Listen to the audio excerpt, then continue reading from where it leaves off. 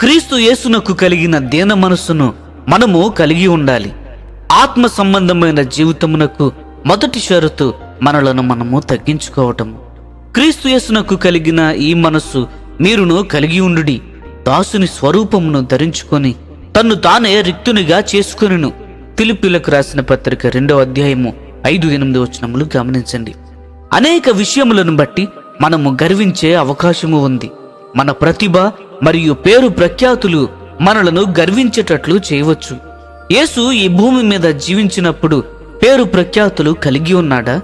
అతడు తృణీకరింపబడిన వాడును, ఆయను మనుషుల వలన విసర్జింపబడిన వాడు అని యెషయా గ్రంథము 53వ అధ్యాయము 3వ వచనంలో చెప్పబడింది. అవును, ఈ భూమి మీద మన ప్రభు అయిన యేసు ప్రఖ్యాత వ్యక్తిగా లేడు. మనుషులందరూ మిమ్ములను కొనియాడినప్పుడు మీకు శ్రమ, మీరు దేవుని సేవకులు కాదని ఇది తెలియజేస్తుంది అని యేసు ప్రభువు లూకా సువార్త 6వ అధ్యాయము 26వ వచనంలో చెప్పాడు. మన యజమానుడే ఇలా ఉన్నప్పుడు దాసులు యజమానుని కంటే గొప్పవారు కాదు. కనుక పేరు ప్రఖ్యాతులు గడించాలనుకునే హక్కు మనకు లేదు. ఇదే విధంగా మన విద్యార్హతలను బట్టి, అందమును బట్టి, తలాంతులను బట్టి మనము గర్వించే అవకాశము ఉంటుంది. మన పూర్వీకులను బట్టి మనము గర్వించే అవకాశము ఉంటుంది. కానీ మన యేసుక్రీస్తు ప్రభువు వీటిలో దేని గురించి కూడా గర్వించలేదు. మనము యెషయా గ్రంథము 52వ అధ్యాయము 14వ వచనము, యోహాను సువార్త 15వ అధ్యాయము 19-30 వచనములు, అలాగే మత్తయి సువార్త 1వ అధ్యాయము చదివినప్పుడు దీనిని అర్థము చేసుకోవచ్చు. మనము కట్టుకున్న ఇంటిని బట్టి మనము గర్వించవచ్చు. మనుష్య కుమారునికి తలవాల్చుటకైనను స్థలము లేదు అని లేఖనములు తెలియజేస్తున్నాయి. మన ప్రభు అయిన యేసు మనుషులందరికీ సేవకుడై ఉన్నాడు. భోజన పంక్తిలో కూర్చున్నవారా లేక వడ్డించువారా? ఎవరు గొప్పవారు? భోజన పంక్తిలో కూర్చున్నవాడే గొప్పవాడు.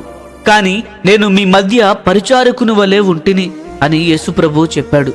యేసుప్రభు తాను అప్పగింపబడబో రాత్రి మేడ మీద గదిలో నడుముకు తువాలు కట్టుకుని శిష్యుల యొక్క పాదములు కడిగాడు. బానిసలు మాత్రమే చేసే తక్కువగా చూడబడే ఈ పనిని చేయడానికి శిష్యులు ఎవరూ ముందుకు రాలేదు. మనమందరము కూడా యజమానుడు కలిగి ఉన్న ఇటువంటి మనస్సును కలిగి ఉండాలి. ప్రియమైన స్నేహితులారా, మన యజమానుడైన యేసు యొక్క దీనత్వమునకు మనమందరము ఎంతో దూరముగా ఉన్నాము.